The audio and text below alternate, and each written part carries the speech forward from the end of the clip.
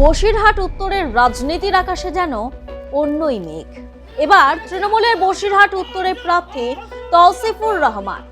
এই কেন্দ্র থেকে তাকেই ভরসা করেছে দল, কিন্তু প্রার্থী ঘোষণার সঙ্গে সঙ্গে যে পরিস্থিতি সৃষ্টি হয়েছে তার নিছক রাজনৈতিক লড়াইয়ের গণ্ডি ছাড়িয়ে পৌঁছে গিয়েছে ক্ষোভ ও দলীয় টানাপোড়েনের সমীকরণে। রাজনৈতিক মহলের মতে তৌসিফুর রহমানের নাম ঘোষণার পর থেকেই বসিরহাট উত্তরে বিধানসভা কেন্দ্র যেন দুই মেরুর মধ্যে দাঁড়িয়ে পড়েছে। একদিকে দলীয় নেতৃত্বে আস্থা, অন্যদিকে কর্মী সমর্থকদের একাংশের অসন্তোষ। প্রার্থী হিসাবে তৌসিফুর রহমানকে সামনে আনতেই এলাকার বিভিন্ন প্রান্তে দেখা যায় বিক্ষোভের চিত্র।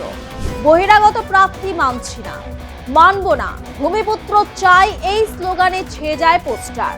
স্থানীয় তৃণমূল কর্মীদের একাংশ সরাসরি দাবি তুলেছে এই কেন্দ্রে প্রার্থী হওয়া উচিত আবু তাহের মোহাম্মদ আব্দুল্লাহর। তাদের অভিযোগ, তৌসিফুর রহমান স্থানীয় নন, তার বসবাস কলকাতায়, ফলে এলাকার মানুষের সঙ্গে তার সংযোগ নিয়ে প্রশ্ন উঠেছে। এমনকি কিছু কর্মী সমর্থকের তরফে হুঁশিয়ারি পর্যন্ত দেয়া হয়, প্রার্থী এলাকার প্রচারে এলে তাকে বাধা দেয়া হবে। এই বিতর্কের মাঝে নিজের অবস্থান মজবুত করতে এবং সংগঠনকে একত্রিত করতে লক্ষ্যে তৌসিফুর রহমান নামেন ময়দানে। বসিরহাট উত্তরের মুরারি শাহ এলাকার একটি কর্মী সভায় তিনি উপস্থিত হন, যেখানে তার পাশে ছিলেন দলের দুই অভিজ্ঞ প্রাক্তন বিধায়ক এটিএম আব্দুল্লাহ রনি এবং রফিকুল ইসলাম মন্ডল। এই সভা নিছক একটি সাংগঠনিক বৈঠক ছিল না, বরং রাজনৈতিক বার্তা দেওয়ার একটি গুরুত্বপূর্ণ মঞ্চ হয়ে ওঠে। অভিজ্ঞ নেতৃত্বকে সঙ্গে নিয়ে মাঠে নামার কৌশল যে সুপরিকল্পিত তা এই সভা থেকে স্পষ্ট হয়।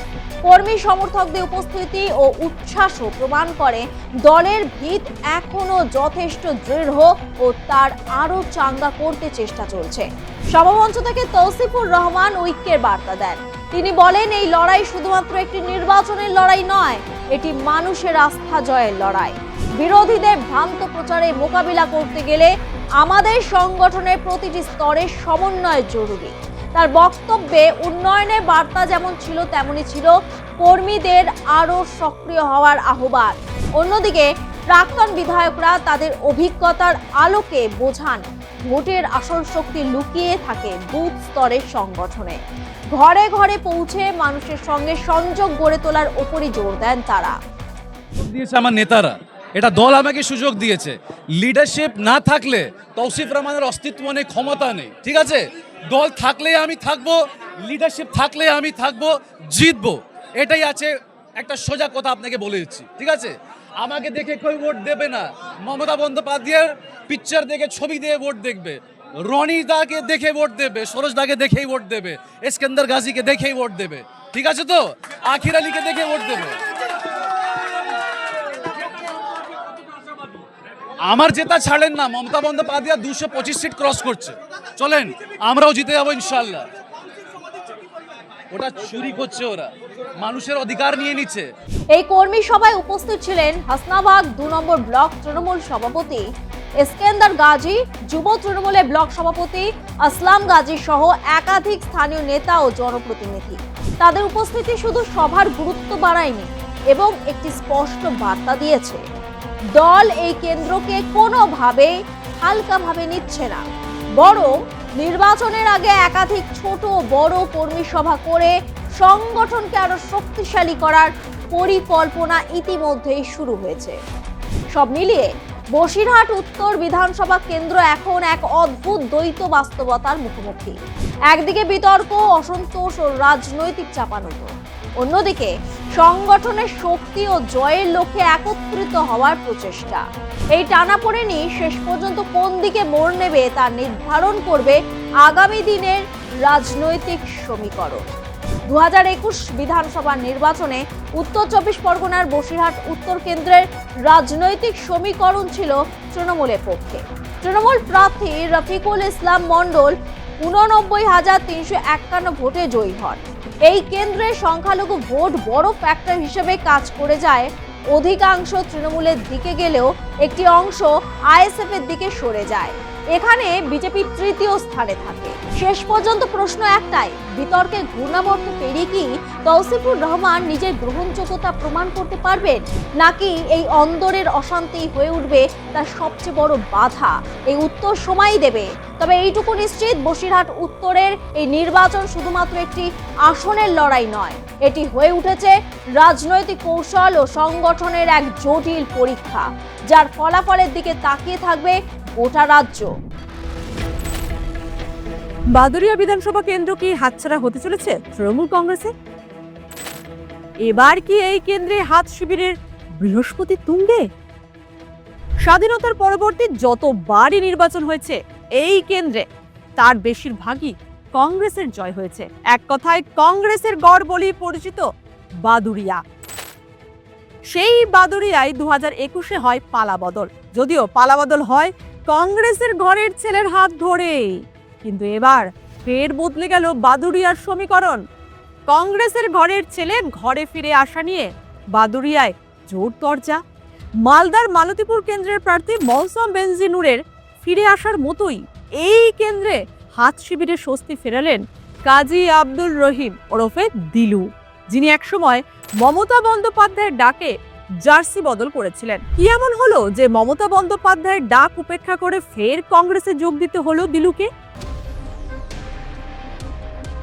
বাদুড়িয়া বিধানসভায় দলবদলকে ঘিরে রাজনৈতিক সমীকরণ নতুন মোড় নিয়েছে।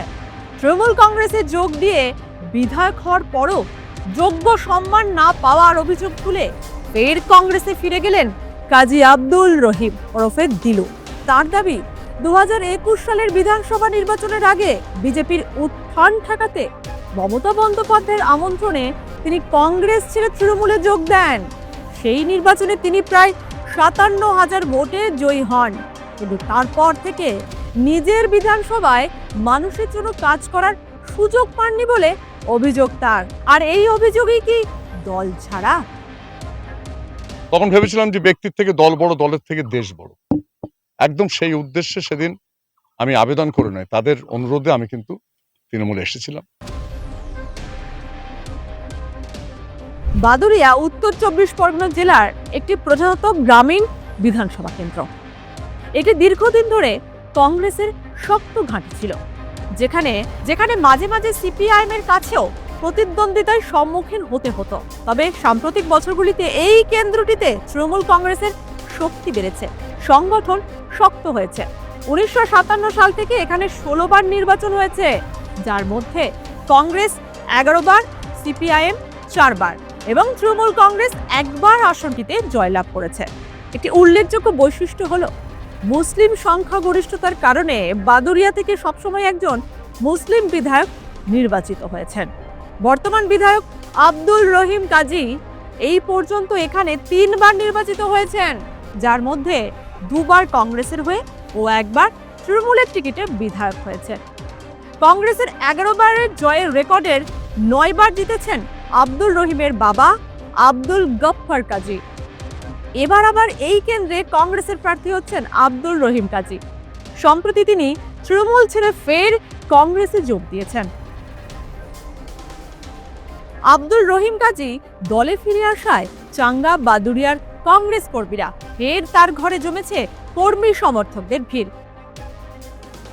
আব্দুল রহিম কাজী কংগ্রেসের হয়ে লড়া যে তৃণমূলের কাছে একটা চাপ হতে পারে, তার কারণ হিসেবে বলতে গেলে গত বিধানসভা ভোটগুলির পরিসংখ্যানের দিকে নজর দিলেই বোঝা যাবে। 2006 সালে মাত্র 167টি ভোটের ব্যবধানে আসনটি হারিয়েছিলেন দিলু। 2011 সালে ফিরে পান এবং তার ওই প্রতিদ্বন্দ্বী 2006 সালের সিপিআইএম এর মোহাম্মদ সেলিম গাইনকে 22,960 ভোটের ব্যবধানে পরাজিত করেন। এরপর 2016 সালে তিনি তৃণমূল কংগ্রেসের আমির আলীর বিরুদ্ধে 22,245 ভোটের ব্যবধানে আসনটি ধরে রাখেন। পরবর্তীতে তিনি তৃণমূল কংগ্রেসে যোগ দেন এবং 2021 সালের নির্বাচনে সেই দলের প্রার্থী হিসেবে প্রতিদ্বন্দ্বিতা করে বিজেপির সুকল্যাণ বৈদ্যকে 56,444 ভোটের ব্যবধানে পরাজিত করেন। সেই প্রথম আব্দুল রহিম কাজীর হাত ধরে তৃণমূল এই কেন্দ্রে জেতার স্বাদ পায়। কিন্তু 26-এর নির্বাচনের আগে আব্দুল রহিম কাজী ফের জার্সি বদল করে নেওয়ায় একটু হলেও চাপ বাড়ল ঘাসফুল শিবিরের দল ছাড়ার পর একাধিক অভিযোগ করেছেন তিনি। শুনুন তার মুখ থেকেই। আমার জন্ম থেকেই কংগ্রেসের ঘরনা, আমি কংগ্রেসের এমএলএ। একটা জিনিস সেদিন আমার মনে হয়েছিল যে ভারতবর্ষে কংগ্রেস এবং বিজেপি এই যতদিন চাঁদ সূর্য থাকবে ততদিন এরা বিরোধী থাকবে একে অপরের। কংগ্রেস বিজেপি কখনো হাত মেলাবে না, এটা একেবারে সর্বজন বিদিত। আমার সেদিন মনে হয়েছিল যে এই বাংলায় আমরা হিন্দু মুসলমান আমরা একসঙ্গে বাস করি। আমি নিজেও রামকৃষ্ণ মিশনের লেখাপড়া করেছি। আমরা কখনো ভাবিনি যে হিন্দু মুসলমান আলাদা কিছু ব্যাপার, আমার বাবার জীবনেও দেখেছি। তা আমার সেই সব কথা মনে রেখে যখন দেখলাম এই বাংলার কৃষ্টি, এই বাংলার সংস্কৃতি, এই বাংলার যে আমাদের হিন্দু মুসলমান সম্পর্ক, সত্যি এই যদি নষ্ট হয়ে যায় এর থেকে কষ্টের আর কিছু নেই, তাহলে আর কি থাকবে। সেদিন আমি তৃণমূল নেতৃত্বের অনুরোধে, আমি আবেদন করি না, অনুরোধে আমি সেদিন বিজেপিকে রোখার জন্য তৃণমূলে গিয়েছিলাম। বাদুড়িয়ার মানুষ আমাকে দুহাত ভরে আশীর্বাদ করেছিলেন। আমি প্রায় 57,000 ভোটে জিতেছিলাম এবং আমার খুব স্বপ্ন ছিল, এবং শ্রীমতী মমতা বন্দ্যোপাধ্যায় উনি বলেছিলেন, উনি খুব আমার ভালো লেগেছিল যে তুমি গফফরদার ছেলে, গফফরদাও আমার বাবার মতন, তুমি অত্যন্ত সম্মানের সঙ্গে থাকবে। আমি বাদুড়িয়াকে নিশ্চিত কিছু করব এরকম একটা তো আশা ছিল। সেই আশা তো সকলেই থাকে। আমি যখন বিধায়ক হয়েছি এবং আমি, আপনারা জানেন যে তারপরেই একটা প্রশাসনিক বৈঠক হয়েছিল মধ্যম গ্রামে, প্রথম আমরা এমএলএ হওয়ার পরে মাননীয় মুখ্যমন্ত্রী উনি ডেকেছিলেন। সেই মিটিংয়ে আমি বাদুড়িয়ার সব মানুষের একটা দাবি ছিল, সেটা হলো এই মানে আমাদের ইছামতির উপর সেতু। সেই 2008 সাল থেকে আমার বাবাও এই সেতুটা নিয়ে সেই বামফ্রন্টের সময় থেকে খুব দাবিদার ছিলেন। যাকে আমি বলেছিলাম যে মাননীয় মুখ্যমন্ত্রীকে, আপনি এই সেতু 90% হয়ে আছে, আপনি একটু দয়া করে একটু বলে দিন। উনি বলেও ছিলেন। তারপরে যাই হোক, অনেক এখনো কমপ্লিট মানে মানুষজন চলাচলের, গাড়ি চলাচলের হয়নি, হয়ে যাবে আশা করি। তারপর আস্তে আস্তে আমি দেখলাম যে একটা কেমন যেন পরিবেশ হচ্ছে, আমার খুব অজানা ঠেকছে। তারপর 23 সালে আমি খুব চমকে গেলাম। 23-এর পঞ্চায়েত নির্বাচনে আমি খুব চমকে গেলাম এই জন্য যে 21-এর এই সংকটের সময় অভিষেক বন্দ্যোপাধ্যায় বলেছিলেন নির্বাচনের আগে এবং পরে যে এই 21-এর বিধানসভায় যারা গাদ্দারি করছে তাদের কিন্তু কোনো ক্ষমা হবে না, তাদের কোনো রকম রেয়াত দেওয়া হবে না। আপনারা জানেন তিনি বলছিলেন। খুব আশা ভরসা নিয়ে ছিলাম যে যারা সত্যিকারের জান বাজি রেখে সেদিন দলটা করেছিল, আমার মতন একজনকে এত ভোটে জিতিয়ে দিয়েছিল, সেই কাজগুলো যারা করেছিল তারা দলের কর্মী। কিন্তু 23 সালে দেখলাম সেই দলের কর্মীরা যথাযথ সম্মান তো পাচ্ছে না, একেবারেই পাচ্ছে না। এবং সেদিন যারা দলের বিরোধিতা করেছিল, গদ্দারি করছিল, নিজের ভোটটুকু দেয়নি, তারাই দেখলাম সম্মানিত হচ্ছে। এবং সবচেয়ে শুনলে অবাক হয়ে যাবেন যে আমি যে কেন্দ্রে ভোট দিই সেই বুথে পঞ্চায়েতের যে প্রার্থী সেটুকু আমার দেওয়ার ক্ষমতা দেওয়া হয়নি দল থেকে, সমগ্র বিধানসভা জুড়ে। এবং আমি যেখানে ভোট দিই সেখানেও না। স্বাধীনতার পর থেকে এলাকার মানুষের পাশে দাঁড়িয়ে অভিভাবক হিসেবে পরিচিত ছিলেন কাজী আব্দুল গফফার। সেই ঐতিহ্য বজায় রেখে তার ছেলে দিলু বাকি সময়টা কংগ্রেসের হয়ে মানুষের পাশে থাকতে চান বলে জানিয়েছেন।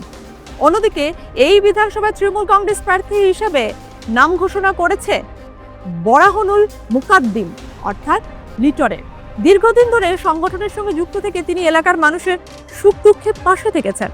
ফলে একদিকে তৃণমূলের সংগঠনের শক্তি, অন্যদিকে কংগ্রেসের ফেরা প্রাক্তন বিধায়কের ব্যক্তিগত প্রভাব, এই দুয়ের লড়াইয়ে বাদুড়িয়া বিধানসভা এবার বাড়তি নজর কেড়েছে। অন্যদিকে লোকসভা নির্বাচনের সময় বাদুড়িয়া বিধানসভা কেন্দ্রের ভোটের প্রবণতাও তৃণমূল কংগ্রেসের প্লাস পয়েন্ট হিসেবে উঠে এসেছে। 2009 সাল থেকে দলটি এখানে 3টি সাধারণ নির্বাচনে এগিয়েছিল, যখন তারা সিপিআইএমের চেয়ে 13,785 ভোটে এগিয়েছিল। 2014 সালে সিপিআই কিছু সময়ের জন্য এই ধারা উল্টে দিয়ে তৃণমূল কংগ্রেসের চেয়ে 3,314 ভোটে এগিয়ে গেলেও তৃণমূল শক্তিশালীভাবে ফিরে আসে এবং 2019 সালে বিজেপির বিরুদ্ধে 39,906 ভোটের ব্যবধান তৈরি করে, যা 2024 সালে বিজেপির বিরুদ্ধে আরও বাড়িয়ে 50,562 ভোটে দাঁড়ায়। এই কেন্দ্রে মোট ভোটারের মধ্যে 55.90% মুসলিম এবং 16.16% তপশিলি জাতিভুক্ত। এটি মূলত গ্রামীণ আসন, যেখানে 19.93% ভোটারের তুলনায় 80.07% ভোটার গ্রামে বাস করেন। এই বাদুরিয়া কেন্দ্রে কংগ্রেসের পুরনো মুখ দিলু ও তৃণমূলের দক্ষ সংগঠক লিটনের লড়াইয়ে ভবিষ্যৎ কি হতে চলেছে তা নিয়ে অলি গলি থেকে চায়ের আড্ডা সব জায়গাতেই একটাই প্রশ্ন ঘুরছে, বাদুরিয়ার মানুষ শেষ পর্যন্ত কাকে বেছে নেবেন?